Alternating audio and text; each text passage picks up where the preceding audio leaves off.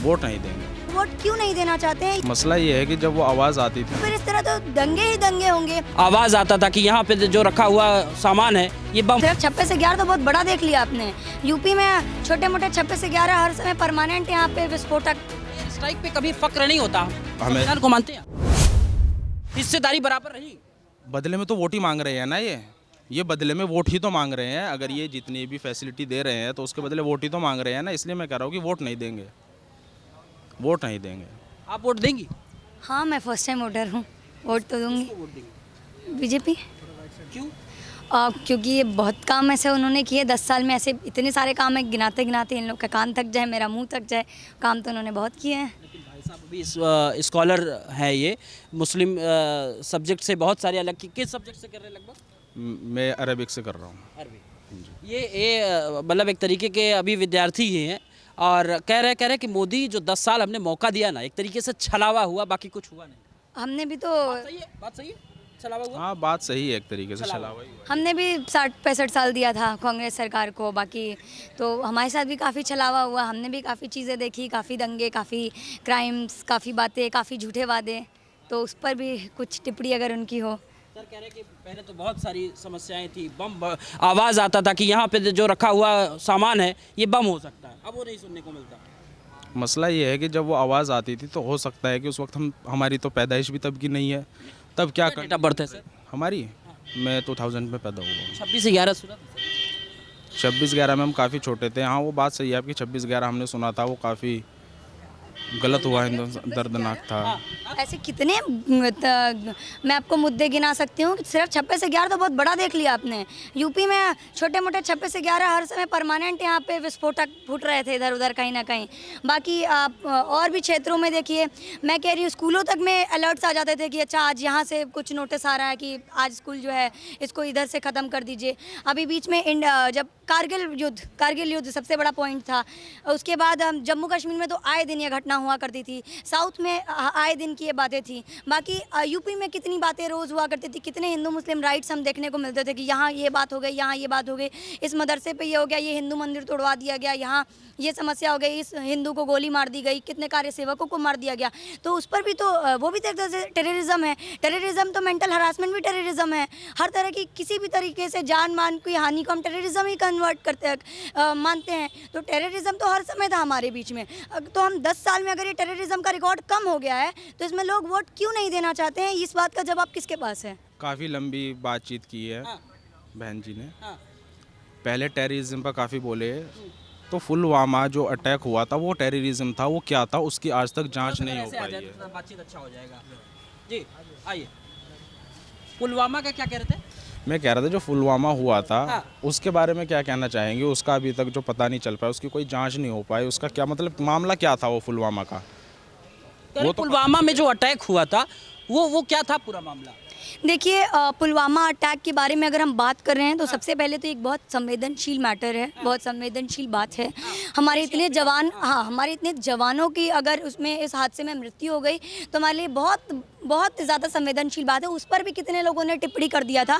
उस पर भी अगर ये राजनीति खेल रहे हैं, मैं कह रही हूँ अगर देश के जवानों के ऊपर भी राजनीति खेला जा रहा है, उस पर भी इनकी टिप्पणी आ रही है, तो ये बेहद शर्मनाक बात है।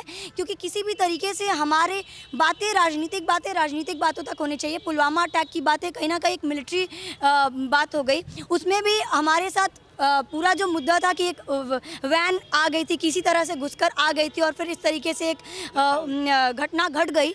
तो उसमें किसी तरह से राजनीतिक मुद्दा नहीं था कि बीजेपी ने कहा कि आओ और वैन से फोड़ दो। ये बीजेपी का मैं नहीं कह रही हूँ। हाँ, जांच आज भी जारी है, जांच आज भी हम कर रहे हैं लोग। उस पर भी हमारे जम्मू कश्मीर के गवर्नर का बयान आ गया था कि जो है मोदी जी ने जो है वो ये करा दिया।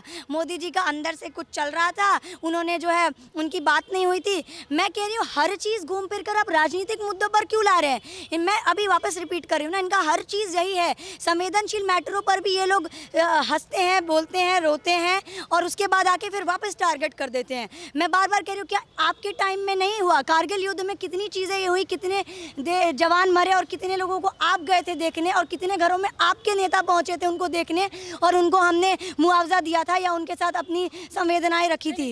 एयर स्ट्राइक पे कभी फक्र नहीं होता हमने को हमको? पहले एयर स्ट्राइक पे फक्र नहीं होता क्या? पहले बहन जी को को क्लियर कर दीजिए, हमारा किसी पार्टी से लेना देना नहीं है। वो बार बार जनरल आपके नेता, उन्होंने कहा है आपके नेता गए हैं। नेता मतलब इस देश के नेता ना, राहुल गांधी बोल रहे हैं कि आपके नेता यानी इस देश के नेता, तो आप ये क्यों नहीं कह रहे कि आपके नेता? हमारी तरफ करके वो बोला जा रहा है कि आपके नेता, इससे जाहिर ये हुआ। हाँ, ये कहिए आप, ये कहिए आप। नेता जब वो खुद कह रहे हैं कि हम आपके नेता हैं, हम आपके जनसेवक हैं, हम आपके लिए खड़े हैं, तो हमारे नेता ही हुए ना। हमारे नेता नहीं हुए तो किसके नेता हो? आप वोट क्यों देंगे? विपक्ष, ठीक है। चलिए विपक्ष, मैं कह रहा हूँ, मैं कह रहा हूँ विपक्ष के नेता, ठीक है, संतुष्टि है। एक चीज ये कि क्या हमें जो एयर स्ट्राइक हुआ, पाकिस्तान पे जो हमला हुआ, वो हमारे लिए गर्व की बात थी? नहीं, गर्व की बात वो हो सकती है, लेकिन उससे ज़्यादा दर्दनाक बात यह है कि हमारे जवान शहीद हो गए और उनकी कुछ खबर नहीं है कि वो शहीद कैसे हुए। मेरा भाई किसी ने मार दिया और मैं दूसरे का भाई मार दूं और फ़ख्र ये महसूस करूं कि मैंने तुम्हारा भाई मार दिया।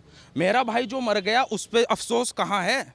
उसका तो अफसोस नहीं है ना। मेरा भाई मर गया, उसका कोई अफसोस नहीं। तुम्हारा भाई मैंने मार दिया, इस पर फ़ख्र करूँ? मैं हल्ला काटूं पूरे देश में कि मैंने देखो तुम्हारा भाई मार दिया? मेरा भाई जो मर गया, जो शहीद हो गया, उसकी कोई खबर नहीं है। और मैडम जी ने कहा है कि जांच हो रही है। कब तक हो जाएगी जांच? इतने साल हो गए, कब तक हो जाएगी जांच? मेरा भाई वाला थोड़ा क्लियर करिए। मेरा भाई क्या, जब सीज फायर होता था बार बार पुलवामा के आसपास या कश्मीर, जम्मू कश्मीर के इर्द गिर्द जब सीज फायर होता था, क्या विपक्ष के नेता कभी दर्द जाहिर करते थे क्या? नहीं करते। हाँ? मुझे नहीं लगता कि ऐसा कभी हुआ होगा कि उनके नेता दर्द जाहिर करने ना वहाँ पहुँचे, ना अपने बाकी जगहों पर आके अपनी दर्द जाहिर करते हैं। इनका दर्द सिर्फ लोकसभा चुनाव, विधानसभा चुनाव में ही दिखता है। इनके मुद्दे सिर्फ उसी समय निकल कर ही आते हैं। इनके पास और कोई बेसिक मुद्दा नहीं है। इनकी बातें यहाँ से ख़त्म होती है और यहीं पर ख़त्म हो जाती हैं। एक सवाल और भाई साहब, आज एक रिसेंट मामला है, पाकिस्तान के पूर्व एक मंत्री हैं, उन्होंने राहुल गांधी की एक पोस्ट को शेयर किया है। क्या दर्शाता है? उस पर भी तंज राजनीति शुरू हो गई देश में। वो चाहते हैं, इच्छा जाहिर करते हैं कि राहुल गांधी जो है upcoming prime minister of India. वो उनकी इच्छा है, वो जाहिर कर रहे हैं तो वो उनकी बात होगी, हमें क्या इससे लेना देना। हम तो सिर्फ ये कह रहे हैं, हम तो सिर्फ ये कह रहे हैं कि हमने 10 साल मोदी जी को देख लिया है। अंकिता भंडारी को इंसाफ नहीं मिला। क्यों नहीं मिला? उसकी वजह है बीजेपी के जो नेता है हमारे उत्तराखंड में, उनके लड़के इन्वॉल्व थे ना उसमें। जहाँ पर बीजेपी इन्वॉल्व होगी वहाँ पे कानून की व्यवस्था ज़ीरो है। अन्यथा कोई दूसरा विपक्ष पार्टी का नेता हो या आम जनता हो तो वहाँ पर ये एक्शन। भंडारी पे चले जाते हैं, लेकिन झारखंड की जो अंकिता के साथ हुआ वो आप उस पर क्यों नहीं बात करते? संदेश खाली पे भी बात नहीं कर रहे हैं। संदेश खाली में जो औरतें बाहर निकल कर आई हैं, जो जला रही हैं, जिनके घर जल रहे हैं, जिनके साथ इतना रेप हुआ, जिनके साथ इतनी दर्दनाक घटनाएं हुई, उन पर हम बात क्यों नहीं कर रहे हैं? क्या वो महिलाएं नहीं हैं? क्या वो इंडिया अलायंस में शामिल नहीं है? जो उनके पक्ष की नेता जो हैं, जो उभर कर आ रही हैं, क्या वो इंडिया अलायंस में शामिल नहीं है? बिल्कुल हैं। वो भी मंच पर बैठ रही हैं।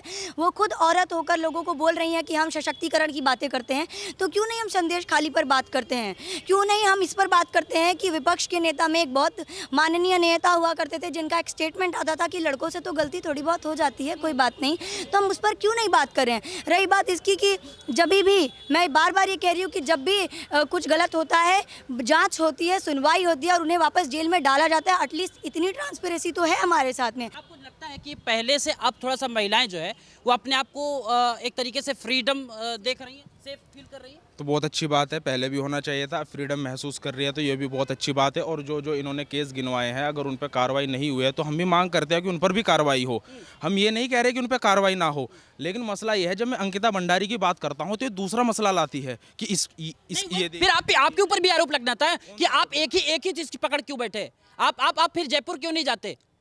आप यहाँ कमलेश तिवारी को भूल क्यों जाते हैं? सबकी बात कर रहा हूँ मैं सबकी बात कर रहा हूँ। एक ही अंकिता भंडारी को याद रखता है। वो हमारे उधर की है ना, मैं उत्तराखंड से बिलोंग करता हूँ ना। यहाँ जहाँ खड़े यहाँ भी तो घटनाएं हुई सर। हाँ, तो यहाँ की भी सबकी जांच होनी चाहिए ना, सबकी जांच होनी चाहिए।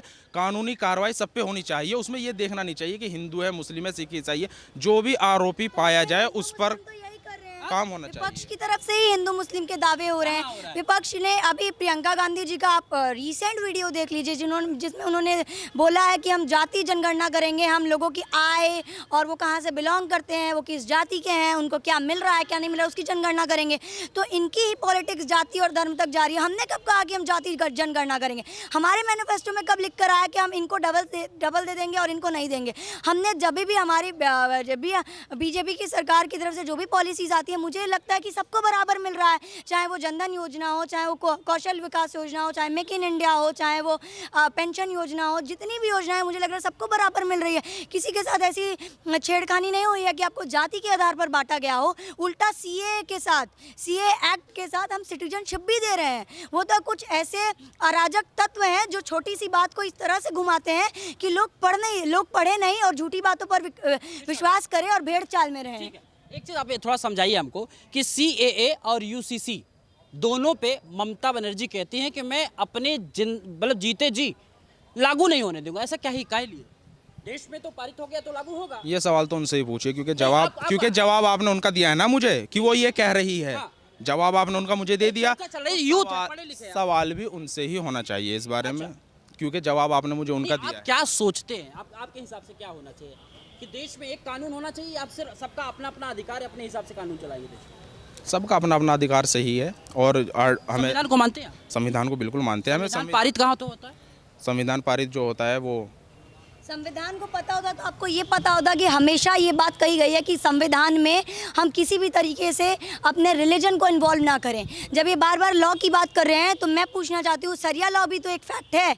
जब हम ये बात कहते हैं अगर हर धर्म अपने लॉ बनाने लगे, अपने नियम बनाने लगे, तो फिर किस तरीके से हम संवैधानिक बात कर रहे हैं? किस तरीके से लोग हम पर आरोप लगा रहे हैं कि हम लोकतंत्र को फॉलो नहीं कर रहे हैं और हम चीज़ों को मान्यता नहीं देंगे।